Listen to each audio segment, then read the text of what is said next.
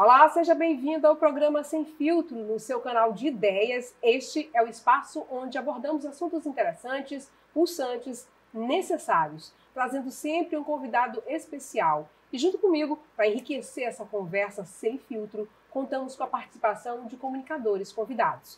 E anota aí, você pode ver e rever o Sem Filtro na íntegra no canal do YouTube da TV UFMA. Se conecta com a gente nos endereços que estão aí na sua tela. Bom, hoje no Sem Filtro o assunto é intolerância religiosa. E para falar sobre o tema, estamos recebendo Paulo de Arianda, coordenador da Política de Combate ao Racismo e Intolerância Religiosa da SEDPOP. Para ampliar a discussão, eu recebo os jornalistas João Carvalho Júnior, da TV Assembleia, e Gildean Farias, do portal Difusora News. Bom, eu começo relembrando dois casos icônicos. Em 1995, um bispo da Igreja Universal chutou uma imagem da padroeira do Brasil, Nossa Senhora Aparecida. Aí corta para 2023, a imagem de Iemanjá, na Praia do Olho d'Água, em São Luís, foi vandalizada. Fora isso, tem o caso da loja em Santo Inês, da Casa Fante. Aí eu pergunto para o nosso convidado, de que forma a Secretaria trabalha a conscientização nas diferentes esferas de que agressão em razão de religiosidade é uma violação dos direitos humanos. Seja bem-vindo, Paulo. Muito obrigado. Olá a todos e a todas. A Secretaria de Estado de Direitos Humanos e Participação Popular tem na sua estrutura administrativa uma secretaria que cuida da política dos povos e comunidades tradicionais, que é a Secretaria Adjunta de Povos e Comunidades Tradicionais. Uma das atribuições desta adjunta é acompanhar os crimes de racismo. Dentro dessa estrutura, eu acompanho a política de racismo dos povos e comunidades tradicionais de matriz africana e afro-brasileira no Maranhão. A SEDPOP é uma secretaria meio, não é uma secretaria que faz a política, mas ela faz a política andar. Essa é uma das coisas que a SEDPOP tem como objetivo. E nos últimos anos, desde 2015, eu prefiro fazer esse recorte, que desde 2015, quando a SEDPOP, na gestão do governador Flávio, começa a acompanhar de perto mesmo os casos de racismo que acontecem no Maranhão e, normalmente, 90% dos casos de racismo no Maranhão são casos que a gente pode chamar de racismo religioso. Então, a gente vê ao longo dos anos, eu não digo um aumento, porque eu acho que sempre houveram casos de racismo. O que tem acontecido agora é que os racistas, de uma certa forma, perderam um pouco, como diria minha avó, a cerimônia, para não dizer que perderam a vergonha, né? Então, hoje o racismo é mais aberto, é escancarado, as pessoas não se preocupam mais em dizer que não são racistas. Elas simplesmente têm atitudes racistas. Nós, na SEDPOP, nos mantemos sempre na vanguarda de, primeiro, garantir que os procedimentos jurídicos sejam efetivamente realizados. Segundo, possibilitar que as vítimas e as famílias das vítimas tenham apoio em todos os campos, inclusive no campo psicológico. E terceiro, a gente tem muita preocupação de acompanhar os casos para que os casos possam ter o desfecho necessário, né? Você vê hoje o caso do Maranhão, nós temos mais de 200 casos de racismos que deram entrada na Delegacia de Crimes, Secretaria de Combate a Crimes Raciais e Conflitos Agrários, né? Crimes raciais e conflitos agrários, lá com o delegado Aguinaldo. Muitos desses casos não vão adiante por dois motivos. Primeiro, muitas vezes a vítima do racismo ele não consegue provar que foi vítima do racismo. Porque o racismo é o crime perfeito. A vítima é que tem que provar que teve seu direito violado. E segundo, a gente tem uma dificuldade de coletar as provas necessárias para dar o encaminhamento nos processos judiciais. Então, muitos casos são abertos, os BOs, mas os casos não andam porque nós temos uma dificuldade, de fato, de comprovar que ali houve um crime de racismo. Paulo, prazer reencontrá-lo. Queria voltar um pouco no tempo, porque me parece, para a gente que tem um pouco mais de caminhada de vida, que no passado as pessoas brincavam com fazia algumas brincadeiras com algumas personagens, né, religiosas aqui do nosso estado, a exemplo do Sebastião do Coroado, do Bita do Barão, e tudo não passava de uma brincadeira. Só que atualmente parece que essa brincadeira ganhou um outro patamar, gerando atos de violência. E aí é que eu te pergunto, de onde parte essa violência? Quais são as principais fontes que geram esse tipo de violência que já extrapolou o limite da brincadeira? Essa é uma forma de racismo que a gente chama de racismo recreativo, que é considerado também crime pelo Código Penal. E aí, o que a gente, quando a gente se depara com esse tipo de coisa, qual é a dificuldade? A dificuldade é a vítima identificar que aí tem um ato de racismo. Porque ainda passa nos dias de hoje como uma brincadeira bem chula, é verdade, mas é uma brincadeira. E nesse caso, você está cometendo o crime duas vezes. Você está combatendo o crime contra a pessoa que você está se dirigindo, se reportando, mas também cometendo o crime contra a pessoa da qual você faz a comparação. Então, são crimes duas vezes. E aí eu acho que é importante que a gente comece a fazer essa discussão muito clara, muito aberta, né, para que as pessoas compreendam que racismo é racismo. Por exemplo, a gente tem feito muita discussão para maquiar o crime de racismo, a gente chama de intolerância. Não existe intolerância religiosa, existe crime de racismo religioso. Porque essa história de tolerar é mais uma questão de família. A gente lá, esse menino é tão enjoado, mas eu tolero ele, é meu irmão, essas coisas. Esse negócio de tolerar é para quem é amigo. E o crime de racismo, ele não é praticado por amigos, ele é praticado contra as pessoas que são normalmente adversárias. E aí eu quero voltar a me reportar à primeira pergunta, quando a gente faz uma comparação entre a imagem de Nossa Senhora sendo chutada, quebrada, e a imagem de Iemanjá na Praia do Olho d'Água. Essas duas ações, elas aparentemente têm o mesmo modelo. O que aconteceu em relação à imagem de Iemanjá? Você observar, a imagem de Iemanjá é violada no mês de julho. O mês de julho fez um ano agora, dia 26. Inclusive, foi aprovado no Maranhão uma lei na Assembleia Legislativa do Estado que considera o dia 26 de julho Dia Estadual de Combate ao Racismo Religioso. Lá não está dito racismo, está dito intolerância religiosa, né? Mas é um dia em que as comunidades de matriz africana irão se mobilizar a partir do ano que vem para fazer desse dia também um dia de luta, um dia de reflexão. Mas o que é que eu quero dizer? O mês de julho, e aí a gente precisa ver que parece que não tem nada a ver, mas o mês de julho é o mês considerado o mês de Julho das Pretas. E no mês do Julho das Pretas, a imagem de Iemanjá, que é uma imagem feminina de muita ressonância, não só para os praticantes das religiões de matriz africana, mas quem é que não vai lá na Praia do Olho d'Água e ia lá no pé de Iemanjá, passava lá. O culto a Iemanjá, ele transcende a religião de matriz africana. Ele é nosso, mas ele transcende.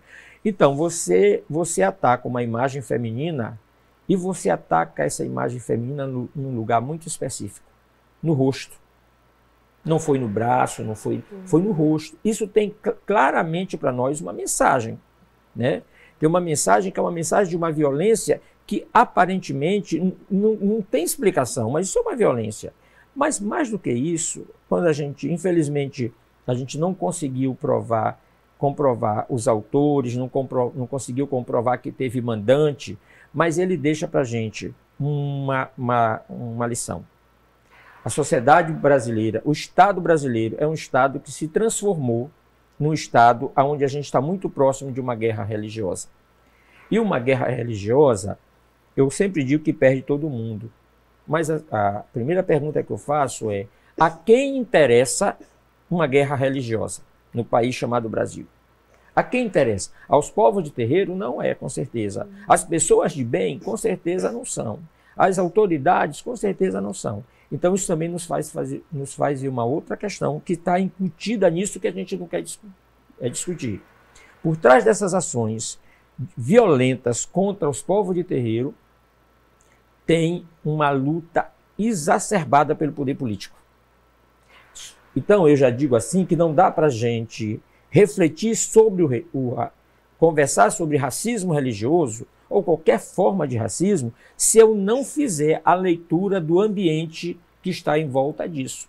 A quem isso interessa? Então, é uma falácia muito grande quando você diz assim, não, mas no Brasil não tem isso, não tem crime religioso. Tem.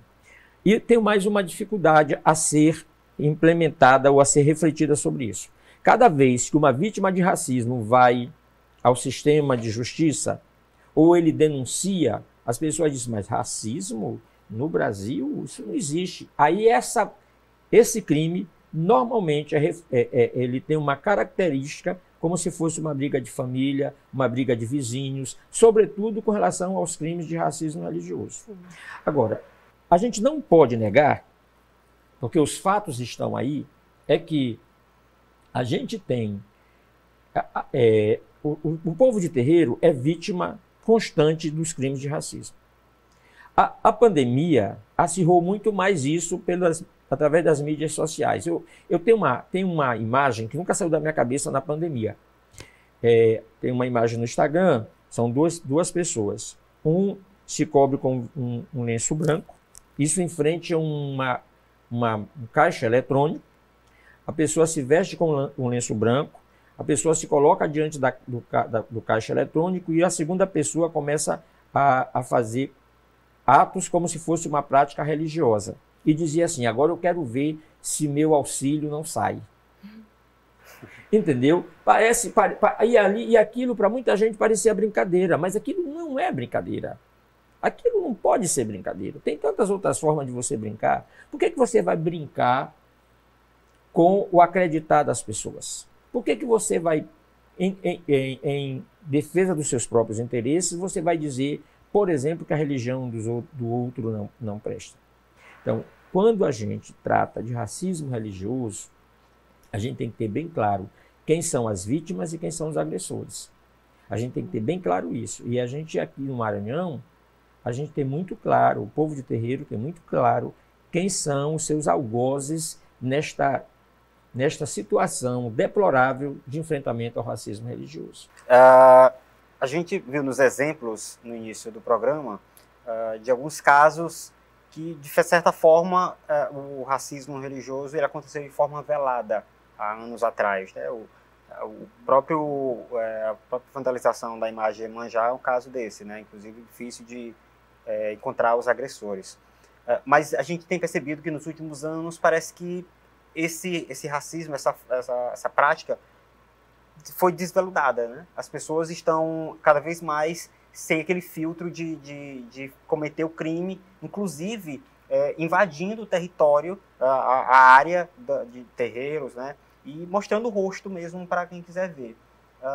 Queria que você falasse sobre essa situação, a que se deve isso, essa espécie de revelação desse racismo, colocando mais o rosto dos criminosos. Além de ser, muito obrigado, além de ser uma falta de vergonha, a gente perdeu a vergonha, então nós perdemos a vergonha.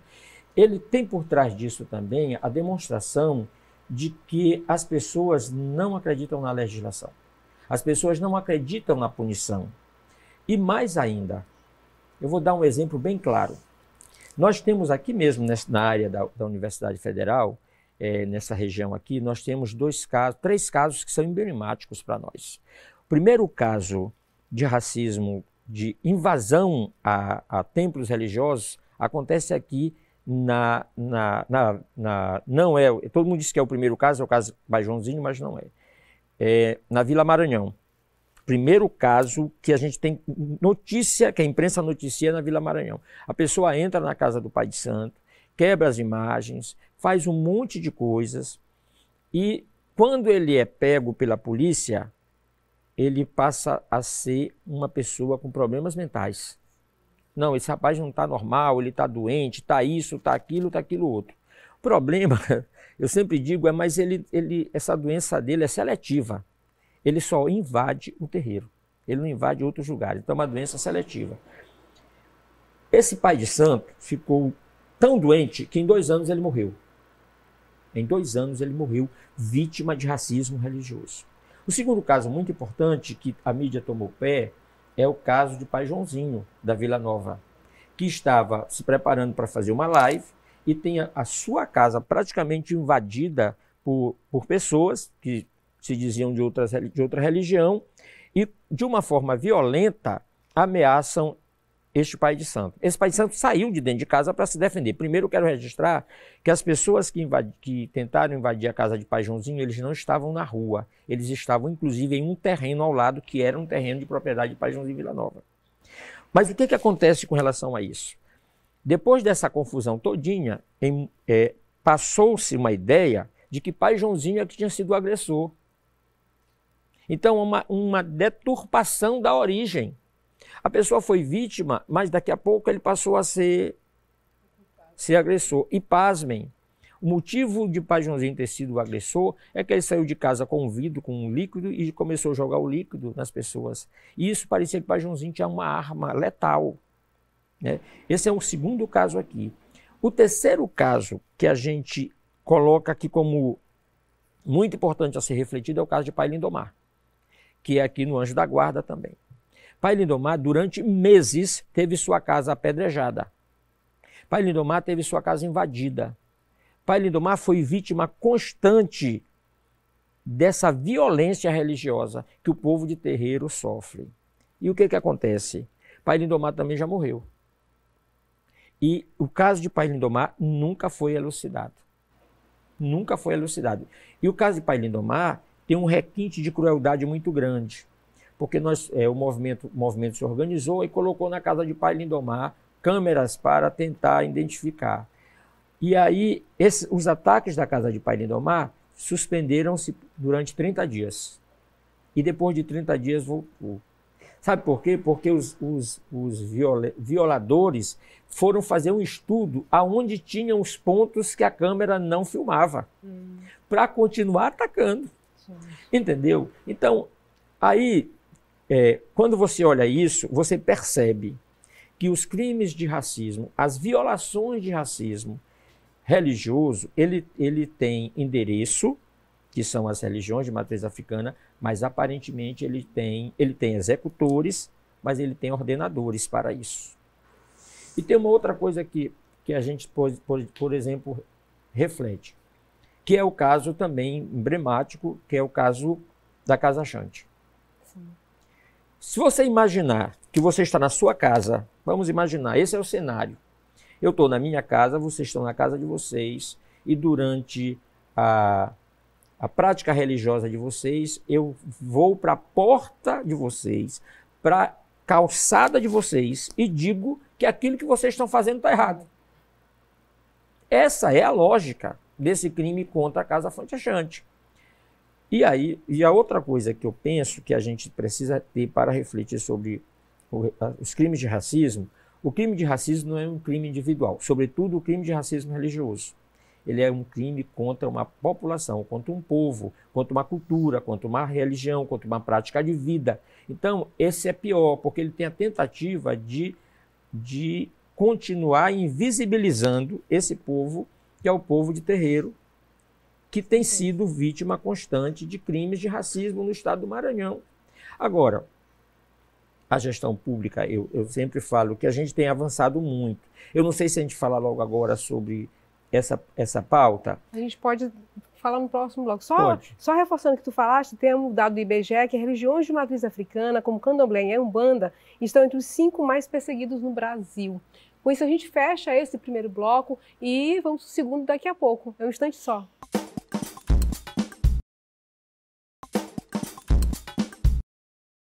Bom, e já estamos de volta com o programa Sem Filtro. Hoje estamos conversando com Paulo de Aruanda, que é coordenador da política de combate ao racismo e intolerância religiosa da CEDPOP. Comigo aqui dividindo essa conversa, João Carvalho Júnior, da TV Assembleia, e Gideon Farias, do portal Difusora News. Não esqueça de conferir a programação da TV UFMA nas redes sociais e o programa Sem Filtro pelo link que está aparecendo aí na sua tela. Bom, Paulo de Aruanda, quando o assunto é combater a intolerância na parceria, eu quero citar aquele caso que aconteceu em Santa Inês, né, que foi vandalizado uma casa de produtos de matriz africana. E aí a comissão de bispos e pastores enviou uma nota de repúdio. De que forma você analisa isso? Então, deixa eu dizer aqui uma coisa. É uma prática. E eu acho mesmo que as instituições religiosas deveriam se manifestar diante de uma ação como essa.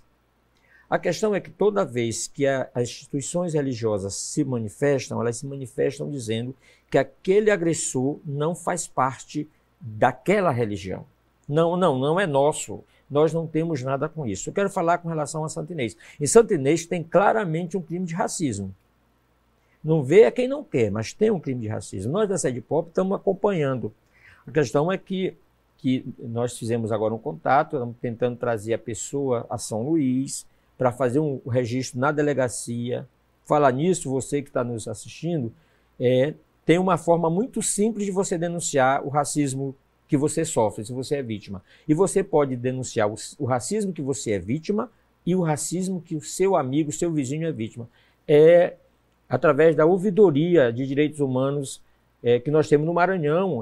Daqui a pouco vai botar o GC, o número, para que você possa denunciar. E tem duas formas de você denunciar. Você pode se identificar, mas você também pode denunciar anonimamente. Então você não precisa se revelar.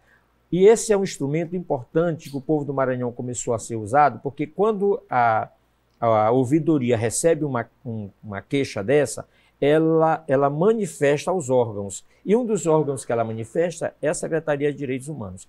A forma mais clara que nós temos, mais fácil da Sede Pop acompanhar se entra na ouvidoria, a Sede Pop é provocada. Então a Sede Pop precisa dar uma resposta. Aí a Sede Pop faz os caminhos necessários para que a gente possa chegar até aos meios judiciários. A outra forma, porque eu posso ficar, a gente tem coisas que são públicas, sai nas redes sociais, não sei o quê. Mas se a vítima não denuncia o crime de racismo, ele não se configura crime. Né? Ele não se configura crime. Então, essa prática de dizer esse não é nosso, essa também é velha. É velha, não é nosso. Porém, está cada vez mais claro para quem trata com essa questão do racismo, de combate ao racismo, que o racismo é sempre fruto de uma pregação de ódio. Então, quando uma pessoa, um religioso, vai para a porta de qualquer outra religião e agride essa religião, normalmente ela é fruto de uma pregação de ódio. E as pregações, a gente sabe onde elas são feitas. Né? E no caso, por exemplo, nós temos recentemente o caso Fante Achante, onde importantes lideranças das igrejas pentecostais se manifestaram não repudiando o caso, mas muito pelo contrário, apoiando os agressores. Igualmente o caso que aconteceu em Itapera. Aconteceu também um caso agora recente em Itapera, onde o pai de santo estava dentro de casa um domingo, e daqui a pouco, quando ele desperta, tem um barulho muito grande na casa dele, na porta dele, e são pessoas de outras religiões dizendo aqueles mesmos xingamentos que eles são acostumados a fazer. E o que aconteceu? Quando a coisa veio a público, quando foram para a delegacia, quando as pessoas... quando se tornou público, a primeira ideia foi dizer, não, essa pessoa aí não é nossa. Não, isso aí não é nosso. Contudo, várias lideranças religiosas, a gente tem que ter muito cuidado para não generalizar, mas várias lideranças religiosas estão aí no Instagram, no Facebook, no YouTube, se posicionaram de forma muito grave, que era apoiar aquela ação contra as religiões de matriz africana. E aí, que é uma outra queixa dos povos de terreiro, é que as diversas entidades religiosas se mantêm em silêncio contra os crimes de racismo. Ainda não vi ninguém condenar, olha, isso aqui é condenável, não. Não é com a gente, a história é um pouco assim. Não é comigo, então deixa eles lá resolverem. O crime de racismo no Brasil é um crime muito antigo. O Estado brasileiro, vamos colocar na linguagem correta, o Estado brasileiro tem para com os povos de terreiro, assim como tem para com as populações negras, assim como tem para com as populações indígenas, uma dívida que é secular. Então, daí, a gente precisa começar a pensar, enquanto Estado brasileiro, como vamos superar essa violência. Eu penso em duas formas. Uma forma é, a sociedade precisa se organizar para o enfrentamento desta questão do racismo. Tem que haver uma mobilização das pessoas de bem. As pessoas de bem não podem achar que o racista está certo. Isso é uma coisa. A vítima não pode ter vergonha de ter sido vítima. Ela não pode ter a vergonha alheia. Quem tem que ter vergonha é o racista de ser racista. Sim. São coisas que a gente precisa ter claro. E o segundo é a adoção de políticas públicas de valorização das pessoas, dos negros, das mulheres, dos LGBTQIA+, e também, para dizer uma palavra que aí eu posso dizer, não sei se todo mundo pode, de valorização dos macumbeiros. Né? Porque se a gente tem política pública, você começa a também garantir que a vítima de racismo entenda que ele é um cidadão. E como cidadão, ele pode ser o que ele quiser. Eu não sou daqueles que acham que o preto ou a preta tenha que ser só de terreiro. Nós nem achamos isso, porque o povo de terreiro também acha que nem todo mundo precisa ser de terreiro. A pessoa pode ser aquilo que ela quiser. Essa é a lógica. E uma outra coisa que eu queria, assim, que eu sempre me pergunto. Como é que as pessoas que falam de Deus, ao mesmo tempo, têm atitudes tão violentas? Aí eu completo. Eu sempre faço. Que Deus é isso que nós estamos falando? De qual é este Deus que nós estamos falando? E aí tem uma situação que a gente precisa, eu já disse muito, e aí? Mas tem uma questão que a gente precisa ter muito claro. Nenhuma religião, nenhum grupo, ninguém é dono de Deus. Senão ele não seria onipresente, onipotente, onisciente. Ele não seria. Então, nas religiões de matriz africana, lá tem Deus. Deus, que em algumas outras religiões se chamam de Jeová, de Exuá e de tantas outras expressões, na religião de matriz africana é chamado de Olorum, o Deus de todas as coisas. É o mesmo Deus, é a mesma força. É óbvio que aí tem os aspectos culturais, né, que tem que estar nisso. Então, quando eu chamo Deus de Olorum, eu estou me atendo às minhas condições culturais, às minhas tradições culturais. Paulo, me ocorreu agora uma situação que foi o que tu falaste, a questão de desrespeito às religiões, que foi agora na ocasião das Olimpíadas, né, do uniforme dos brasileiros. Aí o pessoal começou a brincar, a brincadeira, que é desrespeito, falando assim, vão para a igreja, irmão, culto, não sei se vocês chegaram a ver. Sim. Quer dizer, é uma forma de desrespeito também. Também a é todas uma forma. As religiões. É isso, Judeão. E aí eu quero deixar bem claro que a Sede Pop não aceita, a Sede Pop trabalha para combater qualquer tipo de violência religiosa contra qualquer religião que sofra agressões. A questão é, então por que se fala muito das agressões contra os povos de terreiro? É que 90% das agressões são contra povos de terreiro. Quem se queixa na Sede Pop são os povos de terreiro. Quem vai para a delegacia de crimes raciais são os povos de terreiro. Então, mas nós também somos vítimas. Sim, então vamos tornar isso público? Vamos romper o silêncio? Vamos dizer que eu sou violentado? Que isso é uma prática que os povos de terreiro aprenderam. Não, nós temos que dizer que nós somos vítimas. Nós temos que dizer que nós estamos sendo violados. Nós temos um direito violado. Então, a questão toda a ser discutida aqui é: nós temos que, como sociedade, evoluir, como Estado evoluir. O Estado brasileiro não pode continuar omisso diante de tanta violência contra as pessoas, independente de quem elas sejam. Não dá. Se a gente continuar assim, a gente vai possibilitar, imagine aí você, eu sou agredido, qual é a minha primeira intenção? É eu me defender. Qual vai ser a estratégia? Pode ser com a mesma violência ou com uma violência maior. Então, nesse aspecto, o Estado brasileiro é o regulador dessa tensão. E o Estado brasileiro não pode se omitir disso. A outra coisa que a gente precisa trazer para essa discussão que a gente quase nunca traz é o papel do poder legislativo.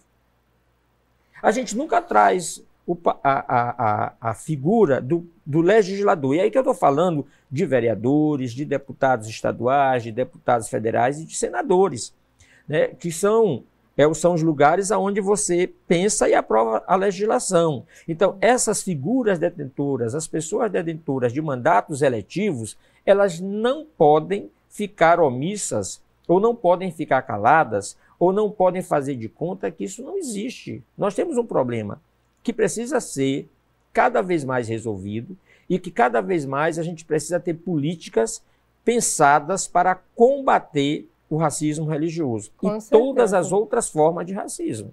Isso. Vamos ampliar então essa conversa, João, Judean? Eu queria aproveitar, você falar da questão das políticas públicas e falar da base, né, da educação, das escolas, da própria família. A gente, no meu caso, e eu acredito que de muitas pessoas, a gente cresceu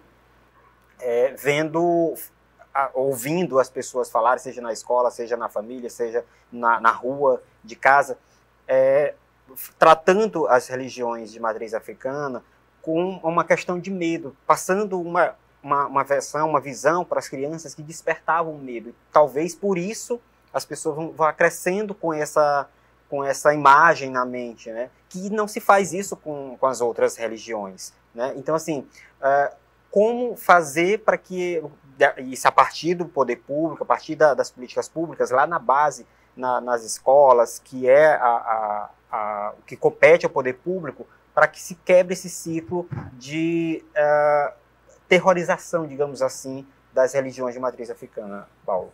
Então, primeiro, a gente tem que ter muito claro que a gente precisa ter uma política de educação que pense as características da população brasileira.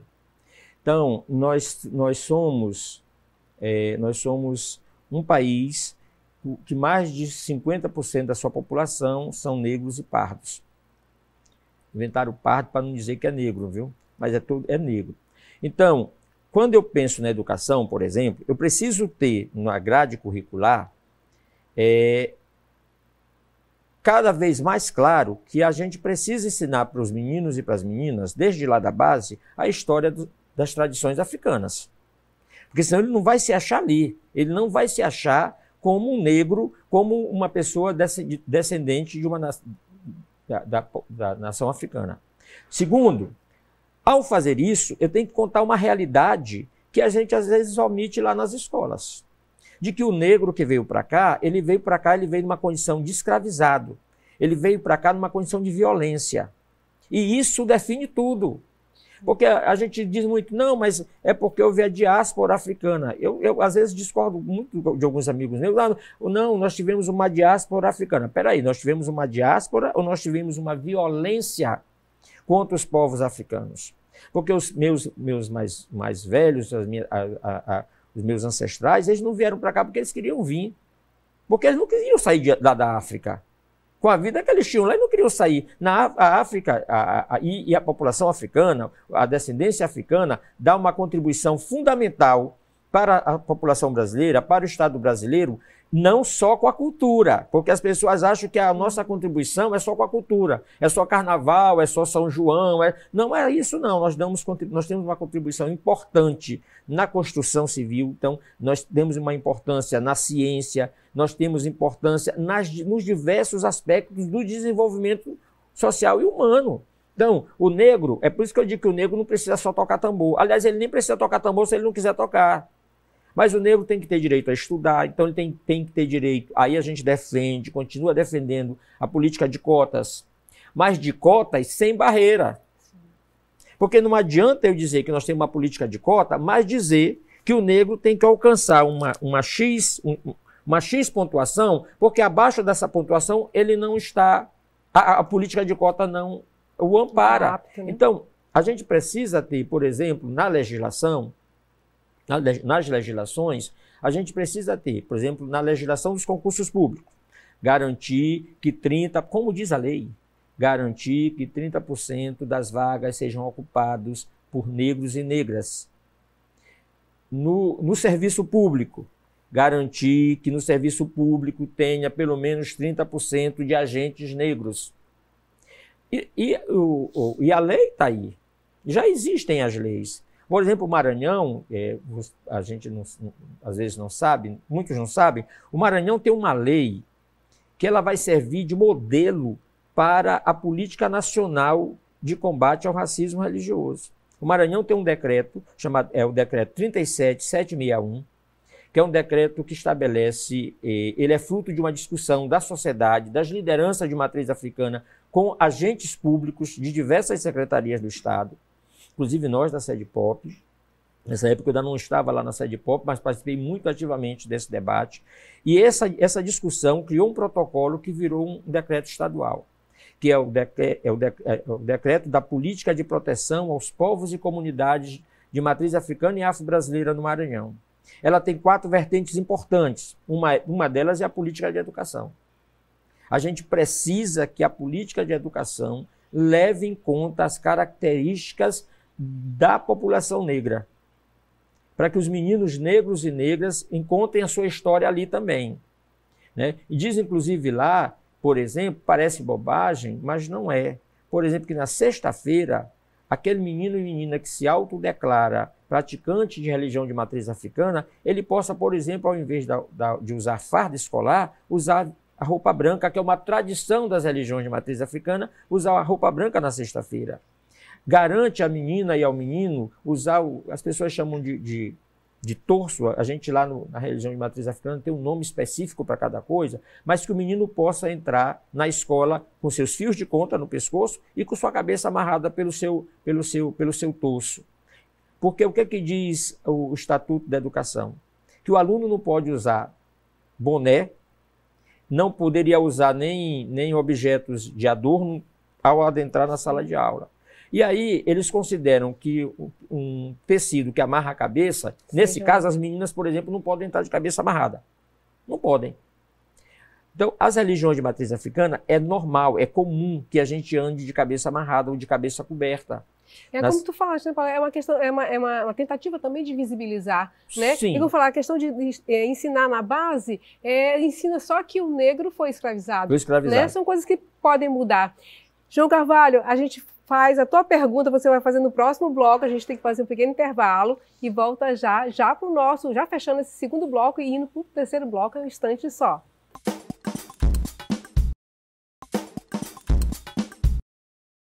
Estamos de volta e este já é o último bloco do programa Sem Filtro. Estamos conversando com Paulo de Aruanda, coordenador da política de combate ao racismo e intolerância religiosa da SEDPOP. Comigo aqui os colegas jornalistas João Carvalho Júnior, da TV Assembleia, e Gildean Farias, do portal Difusora News. Bom, João Carvalho, você ficou uma pergunta pendente, por favor. Se a gente for analisar, teve um dos momentos de uma das respostas tuas, que tu falastes, né, que a respeito de cultura. E a gente não pode, de forma alguma, dissociar religião e cultura. Se a gente for lembrar o que aconteceu com a chegada dos portugueses, ali já houve, de certa forma, uma intolerância religiosa, porque eles, né, submeteram os povos originários à sua religião.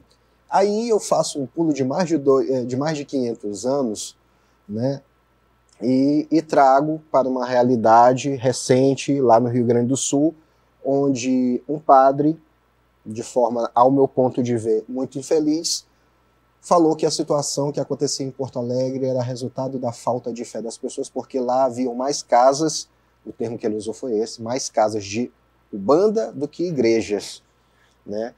E aí, como católico que sou, eu te pergunto, os católicos se distanciam tanto de outras religiões no que diz respeito a esse racismo religioso, ou se mantém próximo, ou é menos? E aí eu quero fazer até uma proximidade quando se fala do sincretismo, porque diversos santos da Igreja Católica são orixás nas religiões de matriz africana. Você falou aqui em Iemanjá para os católicos é Nossa Senhora da Conceição. Então, mas eu queria que tu me respondesse isso. Se aproxima, se distancia ou é igual? Bom, na verdade, eu sempre digo que ninguém nasce racista. Nenhum ser humano nasce racista, porque nenhum ser humano nasce odiando. E o racismo é um crime de ódio. O que acontece? Você se torna. Então, se você se torna, depende muito. Não tem aquela história de que diga-me com quem tu andas e eu vou dizer quem tu és. É um pouco isso. Na verdade, assim, os povos de terreiro, eles são vítimas de racismo de diversos segmentos religiosos. Eu não posso dizer, por exemplo, que todos os padres sejam racistas. Não posso dizer que todas as freiras sejam racistas. Não posso dizer que todos os pastores sejam racistas. Mas eu posso dizer que mais de 70% dos casos de racismo são contra os povos de matriz africana. E a maioria desse racismo ele é praticado por membros de diversas religiões, inclusive das religiões católicas. Mas veja que incoerência, né? É aquela mesma coisa que eu quero dizer, que Deus é esse. Que Deus é esse. E aí eu volto para uma fala que eu faço lá atrás. O racismo religioso, se tem alguém atacando as religiões, por trás disso tem uma pregação de ódio. Então, o líder religioso que é intolerante, ele é responsável pelo crime de racismo. Eu outro dia vi aqui uma pregação de um líder religioso que eu não sabia para qual das guerras ele ia. Se ele ia lá lutar contra a Rússia, se ele ia lutar em Israel. Eu não sabia para qual guerra ele ia, porque a pregação era tão cheia de expressões de ódio, que eu disse, meu Deus, mas como isso? E aí quem escuta aquela pregação ali, ele sai dali e ele vai fazer exatamente aquilo que está sendo dito ali. Então, o que eu cobro das lideranças religiosas? Eu cobro bom senso. Eu cobro, não adianta essa pregação de ódio não nos leva a lugar nenhum.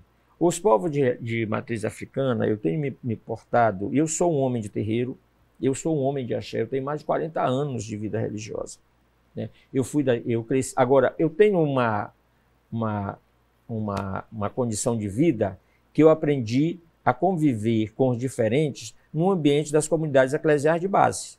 Lá no túnel, eu nunca esqueço a minha origem. Eu saí de uma comunidade muito pequena, chamada Túnel do Sacavém. E isso para mim é um orgulho muito grande, porque ali era uma comunidade pequena de Sebes, aonde a gente aprendeu a base do meu caráter, a base da minha formação, eu aprendi ali, inclusive da minha formação religiosa. Eu sou filho de uma mulher que eu nasci, eu costumo dizer, com 3 anos de vida eu já estava no terreiro. Com 3 anos de vida eu estava no terreiro. A minha primeira infância de 3 dias a 9 anos foi vivida no terreiro. Depois eu vim para São Luís, não sei o quê. Aí fui morar no túnel do Sacavém, aprendi e conheci pessoas excepcionais, lideranças religiosas excepcionais, vivi nas SEBs, fui coordenador de comunidade. E quando eu olho por exemplo, esse negócio que está muito maldito lá no Rio Grande do Sul. Porque, por exemplo, quando você olha para o que aconteceu no Rio Grande do Sul, a gente vê que aquilo é ação humana prejudicando o meio ambiente. Acontece que das práticas religiosas que mais defendem o meio ambiente são as religiões de matriz africana. As religiões de matriz africana não existem sem a natureza. A gente costuma dizer, nas religiões de matriz africana, que sem folha não tem a nossa religião. Sem o ar não tem a nossa religião. Sem a água não tem a nossa religião. Então não pode ser aquilo culpa nossa. Mas tem uma coisa que nunca foi dito.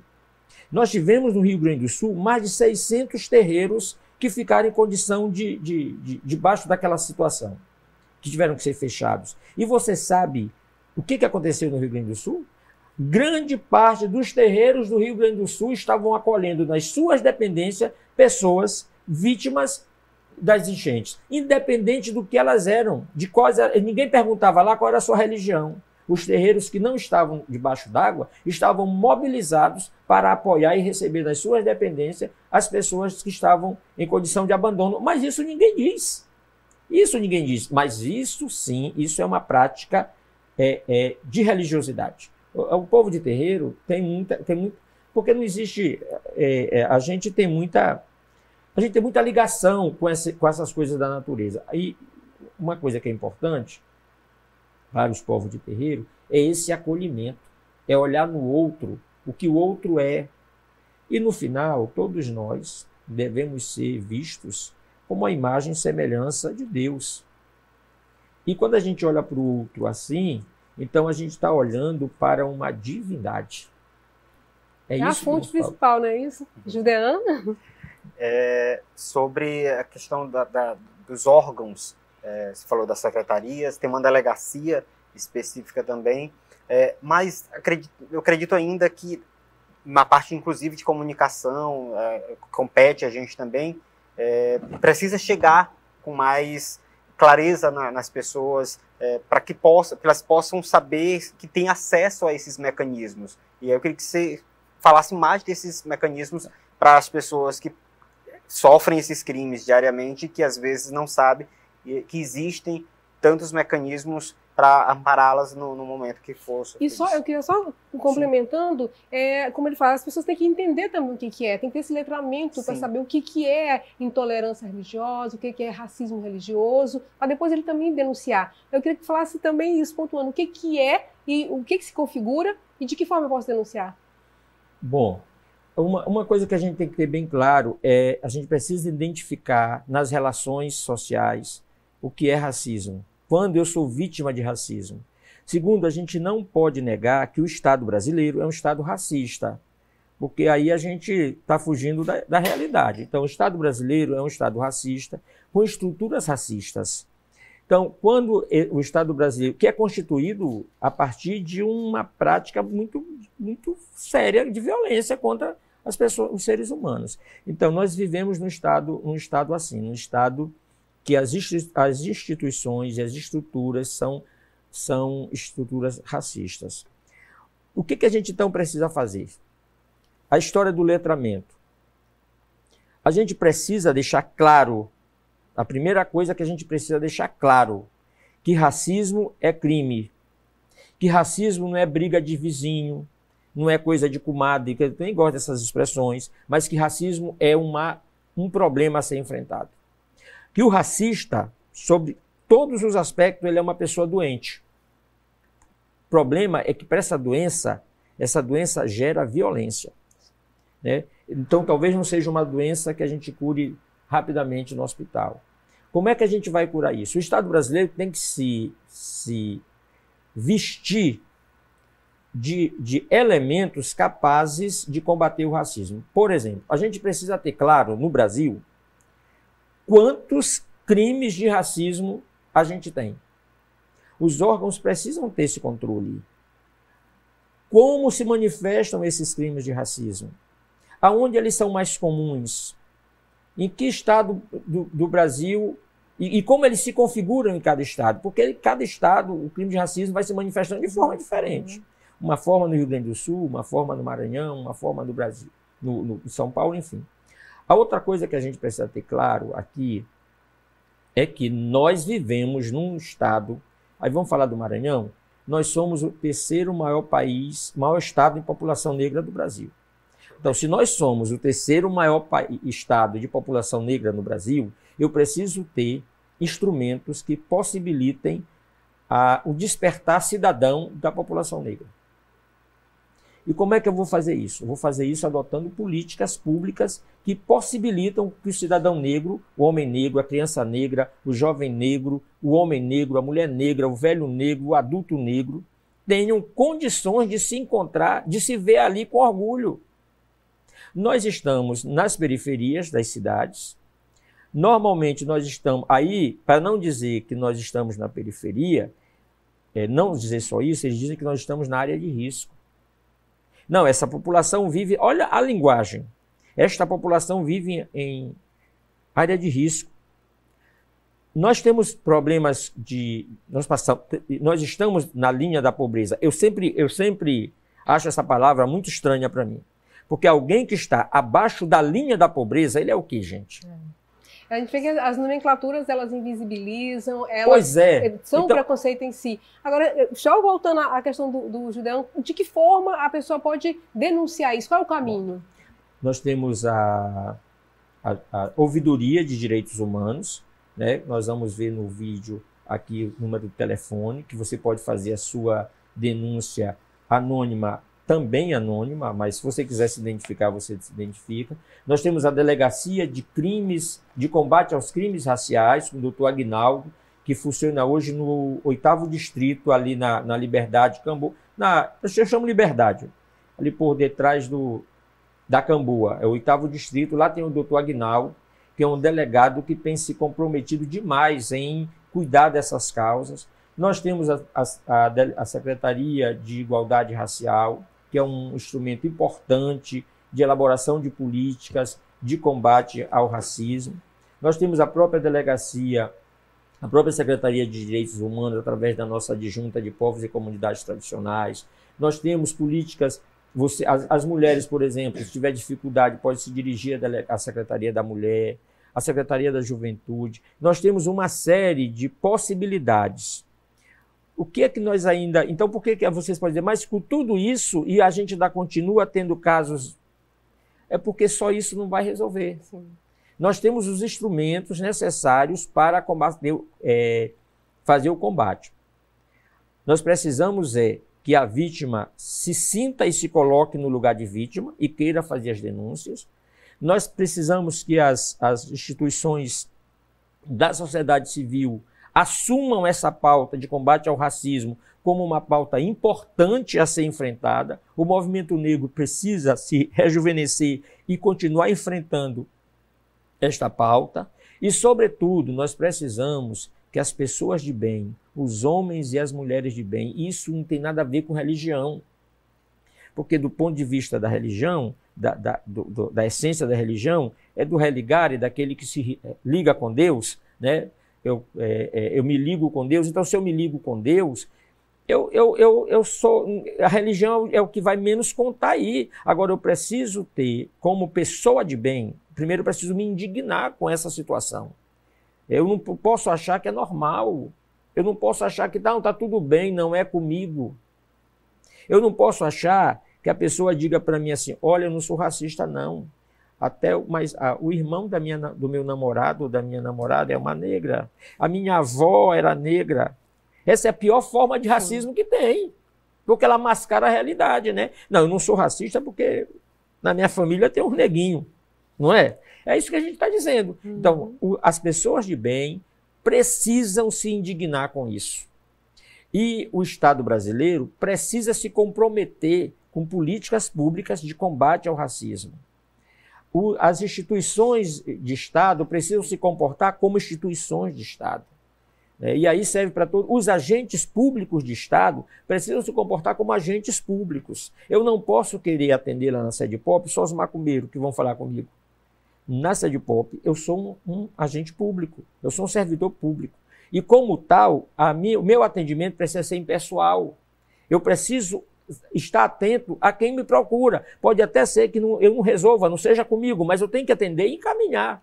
Então, o agente público, o servidor público, precisa também entender qual é o papel do serviço público e da sua função de servidor público. Então, tem uma série de coisas que eu sei que aqui eu não esgoto essa discussão. Eu ficaria aqui dias, porque eu ia dar exemplos, ia mostrar coisas aqui, trouxe um monte de coisa ali para mostrar para vocês, de dados. Fecharia um mês inteiro. Inclusive, a gente precisa, mas a gente precisa, enquanto gestão pública, e eu acho que aqui a gente tem feito, eu tenho certeza, tem uma clareza comigo, a gente precisa remar muito para avançar. Porém, a gente está tentando fazer. Agora, penso que não dá para fazer separado, tem que fazer conjuntamente. Estado e sociedade, poder público e sociedade, caminhar numa discussão que nos leve, não sei se à erradicação do racismo, mas ao enfrentamento desta questão, desta violência contra as pessoas. Assim seja.